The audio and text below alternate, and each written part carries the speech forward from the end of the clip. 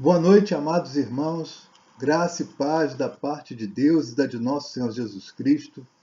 Mais uma vez nós queremos agradecer a Deus pela oportunidade que Ele nos concede de prestarmos culto a Ele. Culto que só a Deus é devido.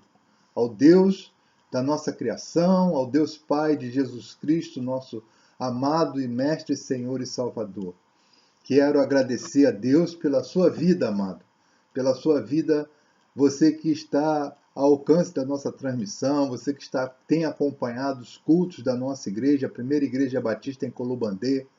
Nós nos sentimos honrados com a tua presença e queremos dizer que nós queremos que quando retornarmos às nossas atividades presenciais, você seja fundamental peça na vida da igreja que nós estamos aqui representando, a igreja, a primeira igreja batista em Colubandê. Queremos também continuar pedindo aos irmãos que continuem orando uns pelos outros. Você tem a responsabilidade de interceder pelo seu irmão, interceder pelo seu vizinho, interceder por aquele amigo que está passando por dificuldade. E não estou falando somente nesse momento de crise, de enfermidade, de pandemia, mas eu falo em todos os momentos. Nós precisamos entender que somos aqueles que foram chamados para fechar as brechas. E quantas pessoas hoje precisam que nós estejamos intercedendo por elas? Quero, na continuidade desse culto que nós estamos prestando ao Senhor, compartilhar com os irmãos da palavra de Deus, que se encontra no livro dos Atos dos Apóstolos, capítulo 16 do livro de Atos dos Apóstolos, dos versículos 25 ao versículo 34. É um texto muito conhecido dos irmãos, é um texto muito já lido pelos irmãos, estudado pelos irmãos. Então, vamos à leitura da palavra de Deus. Assim está escrito na palavra de Deus. Perto da meia-noite, Paulo e Silas oravam e cantavam hinos a Deus. E os outros presos os escutavam. E, de repente, sobreveio um tão grande terremoto que os alicerces do cárcere se moveram e logo se abriram todas as portas e foram soltas as prisões de todos. Acordando o carcereiro e vendo abertas as portas da prisão, tirou a espada e quis matar-se, cuidando que os presos já tinham fugido. Mas Paulo clamou com grande voz, dizendo: Não te faças nenhum mal, que todos aqui estamos. E pedindo luz, saltou dentro, e todo trêmulo se prostrou ante Paulo e Silas, e tirando-os para fora, disse: Senhores, que é necessário que eu faça para me salvar? E eles disseram: Crê no Senhor Jesus Cristo, e serás salvo, tu e a tua casa. E lhe pregaram a palavra do Senhor, e a todos que estavam em sua casa. E tomando-os ele consigo naquela mesma hora da noite, lavou-lhe os vergões, e logo foi batizado, ele e todos os seus.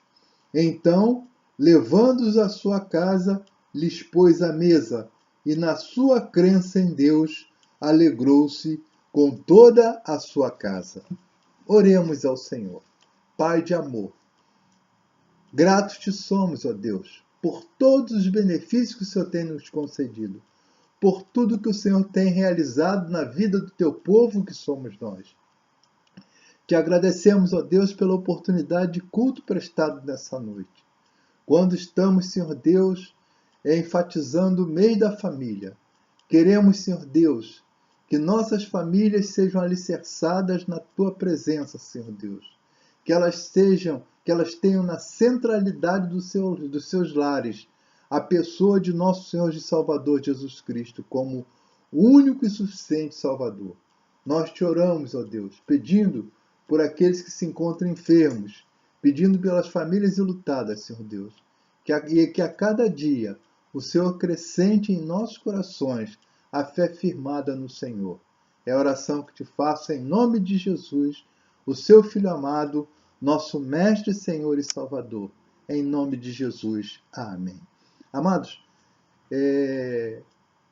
nós queremos compartilhar com os irmãos nesse mês da família, quando estamos no dia 31 de maio, o último dia do mês de maio.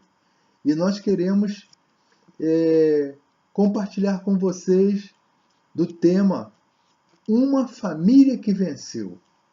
Nós estamos vivendo tempos em que as famílias estão sendo atingidas de todas as formas e de todas as maneiras. E nós queremos que nós queremos fazer diferença na vida das famílias. Nós queremos que nossas famílias sejam diferentes. Nós queremos que nossas famílias sejam vencedoras. Mas vocês já observaram pessoas que passam problemas pequenos, mas que fazem tempestade em copos de água? Vocês já perceberam também que há pessoas que passam problemas gigantescos, mas os ultrapassam numa tranquilidade incompreensível? Paulo e Silas eram pessoas assim. Enquanto suas costas estavam sangrando, eles oravam e cantavam a Deus. É interessante que a Bíblia nos mostra que Paulo, na sua segunda viagem missionária, ele atendeu a um pedido, ele atendeu a um clamor. Ao clamor de que eles passassem a Macedônia e ajudassem. E Deus tinha um propósito no momento em que ele orienta, através do seu Santo Espírito, que Paulo mudasse a sua trajetória, mudasse os seus planos. E Paulo, obedientemente, obedeceu a Deus e seguiu os planos de Deus, abandonou os seus projetos pessoais, porque Deus tinha propósito. Deus tem uma preocupação imensa com a família, porque a família é a criação dele. A família é de Deus. E Deus, então, ele sabia, na sua presciência, que naquele lugar famílias precisavam de conhecê-lo através dos servos dele que estavam ali programados para irem para outro lugar. O livro de Provérbios, capítulo 18, versículo 14, diz que o espírito do homem sustenta na enfermidade, mas é o espírito abatido quem o sustentará.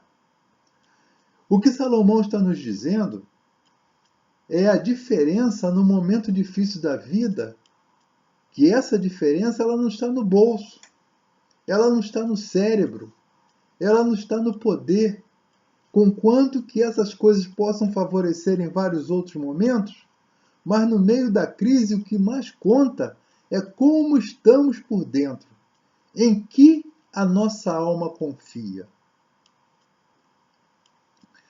O apóstolo Pedro, na sua primeira carta, capítulo 5, versículo 7, ele diz: lançando sobre ele toda a nossa ansiedade, porque ele tem cuidado de vós.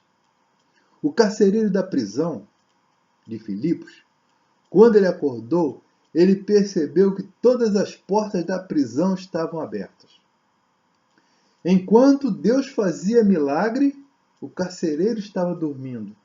Irmãos, como tem gente dormindo enquanto Deus está operando? O Senhor está realizando uma grande obra em nossos dias na vida de muitos. Muitos crentes estão no calor da luta espiritual, enquanto outros estão dormindo o sono da preguiça. Estão perdendo o melhor da vida cristã. Gastam todo o tempo sem se envolverem com a obra do Senhor. O carcereiro acorda e vê todas as portas abertas. E puxa a sua espada para se suicidar. Então ele ouve a voz de Paulo: não te faças nenhum mal, Todos nós, todos os prisioneiros estão aqui. Ninguém fugiu. Aquele homem estava sofrendo por antecipação. E como tem gente sofrendo por antecipação e sem necessidade. A Bíblia diz em João capítulo 12, ela nos conta essa história, que 6 dias antes da Páscoa, Jesus foi a uma ceia. Então, o que isso significa? Qual o significado disso para nós? O que nós podemos aprender com essa experiência de Jesus? Significa que Jesus participou de um banquete 6 dias antes da sua morte. E ele sabia de tudo. Ele sabia de tudo que iria acontecer com ele. Mas que maravilha descansar em Deus. Quão bom é descansar no Senhor. O apóstolo Paulo, escrevendo aos Romanos, no capítulo 10, versículo 13, ele escreve dizendo: porque todo aquele que invocar o nome do Senhor será salvo. O carcereiro de Filipos, ele reconheceu que a mão do Senhor estava em tudo que estava acontecendo. Aquilo tudo para ele era extraordinário. É o extraordinário de Deus nas nossas vidas. E nós, às vezes, não percebemos o extraordinário de Deus. Não percebemos os milagres que Deus tem realizado na vida de cada um de nós. Você hoje acordou, abriu seus olhos, um milagre de Deus. Você sentou na sua mesa e fez a sua primeira refeição, um milagre de Deus na sua vida, quando nós estamos vivendo um tempo em que milhões de pessoas morrem por dia por causa da fome. Nós estamos preocupados sim com a pandemia. Nós estamos preocupados com o Covid-19. Mas nós, muitas das vezes, não nos preocupamos com aquilo que acontece fora desse momento que nós estamos vivendo. Mas que está dentro desse momento. Milagres que Deus tem realizado na vida de cada um de nós. O carcereiro, ele reconheceu isso. Ele reconheceu que Deus estava agindo. Algo estava acontecendo e ele queria entender aquilo que estava acontecendo. E ele pergunta a Paulo e a Silas: senhores, que é necessário que eu faça para me salvar? A resposta de Paulo e Silas é imediata. É a resposta que nós também temos que dar imediatamente às pessoas que nos buscam fazendo essa indagação. Crê no Senhor Jesus Cristo e será salvo tu e a tua casa. Crê no Senhor Jesus Cristo e será salvo tu e a tua família. A resposta de Paulo a Silas, ela tem que ser a nossa resposta nos dias atuais. Parece simples. Mas realmente é simples assim. Deus, ele não elaborou uma série de regras para você cumprir a fim de ser filho dele. O Senhor sabe que somos pecadores incapazes de nos aproximarmos dele por nossas próprias forças. Por isso ele mandou Jesus Cristo ao mundo, cumprindo toda a vontade de Deus. Jesus carregou as nossas culpas e morreu numa cruz em nosso lugar. O carcereiro, ele tinha um emprego. Ele era um oficial romano. Ele tinha uma família. Ele tinha uma residência. Ele tinha comida em sua casa. Mas a si mesmo ele queria se suicidar. Por que será que isso acontece? Às vezes pessoas têm tudo o que planejam na vida, mas não são felizes. O que faltava na vida daquele homem era fé. Ele precisava crer em Deus. Ele precisava confiar em Deus. O Evangelho de Mateus, capítulo 4, versículo 4, o texto nos diz que nem só de pão viverá o homem, mas de toda a palavra que procede da boca de Deus. A conclusão é simples. O homem não pode viver sem Deus. O Evangelho de Mateus também, capítulo 5, versículo 24, ele diz: deixa perante o altar a tua oferta, vai primeiro reconciliar-te com teu irmão, e então, voltando, faze a tua oferta. A primeira coisa que aquele novo convertido aprendeu é que quem fere precisa cuidar das feridas que fez. É fácil demais ofender a esposa e filhos e depois mandá-los para um conselheiro espiritual, para o pastor, para um psicólogo. O melhor que podemos fazer é nós mesmos cuidarmos das pessoas que ferimos em nossa vida. Qual é o menos difícil? Perdoar ou pedir perdão? Em todos os casos, Mateus 5:24, ele manda-nos ir ao encontro das pessoas para desfazer os conflitos. Talvez você tenha ferido ou esteja ferido. Peça a Deus que o ajude a perdoar alguém, assim como fez na cruz Jesus. Pai, perdoa todo esse povo porque eles não sabem o que eles estão fazendo comigo. Eles não estão sabendo, eles não sabem o que eles estão fazendo. Talvez você tenha ferido alguém de sua família, da sua igreja, do seu trabalho, da sua escola, da sua vizinhança. Peça a Deus que lhe dê condições de pedir perdão. Quando você crê e confia no perdão de Jesus, Ele lhe dá uma nova vida, perdoa os seus pecados e envia o Espírito Santo para morar no seu coração. Com fé em Jesus, temos paz com Deus e a certeza da vida eterna. Amados, que Deus continue te abençoando, que Deus continue nos abençoando, que Deus continue abrindo a nossa mente, abrindo o nosso coração no sentido de perdoarmos e pedirmos perdão, para que nossas famílias, sejam famílias vencedoras, que nós possamos viver tempos difíceis sim, mas saber que existe alguém que está presente em nossas vidas, alguém que nos fez uma promessa, que disse que estaria conosco todos os dias até a consumação dos séculos, e vai estar porque a sua promessa é válida, a sua promessa é real, a sua promessa é concreta, a sua promessa não falha. Oremos a Deus. Senhor, nós te agradecemos, Pai, por mais esse dia que o Senhor nos concede, essa oportunidade de culto prestado ao Senhor. E te peço, ó Deus, que a tua palavra ela tenha guarida nos corações daqueles que nos ouviram.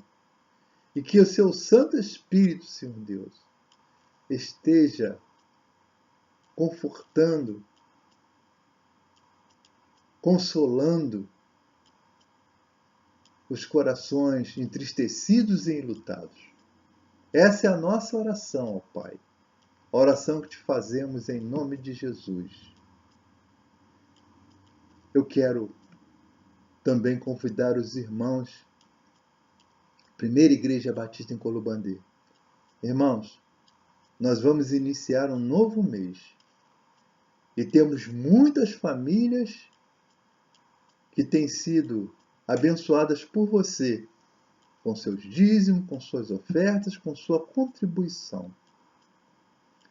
E nós convocamos você novamente, convidamos, digo você novamente, amado, para estar contribuindo para que possamos, mais uma vez nesse mês, estarmos preparando as cestas básicas que serão entregues às famílias carentes, às famílias necessitadas, que você, nesses últimos meses de pandemia, nesse tempo de dificuldade, você tem abençoado.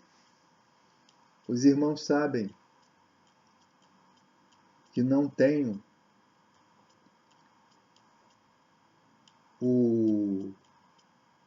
na minha vida e no meu entendimento, eu não sou aquele apegado a valores materiais. Os irmãos me conhecem muito bem. O que eu quero dizer aos irmãos é que a nossa igreja com a transparência com que nós trabalhamos em todas as áreas da igreja. A nossa tesouraria, ela tem aberto o seu caixa para auxiliar as pessoas nesse momento de dificuldade. E precisamos, irmãos, estar junto com essas famílias para que um dia elas possam olhar para Jesus, olhar para o Senhor nosso Deus, como aquele que realizou milagres na sua vida no momento em que elas precisavam de um milagre de Deus. E o alimento físico, meus irmãos, é um milagre de Deus. A nossa ação social, a sua ação social, é um milagre de Deus na vida dessas pessoas. Que Deus continue te abençoando, para que você possa sempre fazer com que a sua vida, a sua família, ela seja uma família feliz, uma família vencedora. Agora que o amor de Deus, a graça e a misericórdia do Senhor, as ricas consolações do Espírito Santo de Deus, esteja com todos os irmãos, esteja com todo o povo de Deus, espalhado sobre toda a face da terra, hoje e para sempre. Amém.